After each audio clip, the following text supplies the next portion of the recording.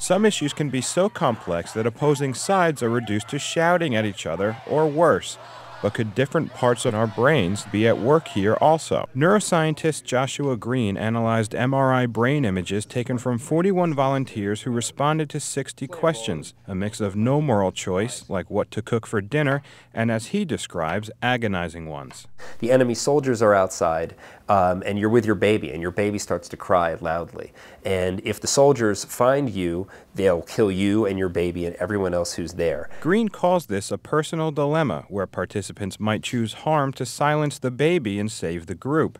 He says the group split about 50-50 on the baby dilemma. But Green found that those who opted to save the group registered more activity in brain areas where we rationalize choices. These sort of cognitive parts of the brain showed more activity when people ended up going with the sort of cold, calculating, utilitarian response. He says brain activity also spiked in all volunteers in an area called the amygdala that registers emotion, initially creating a conflict between emotional and rational choice. So another brain region, known to mediate conflict, was activated to help solve the problem.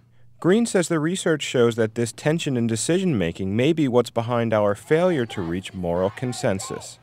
I'm Brad Closa.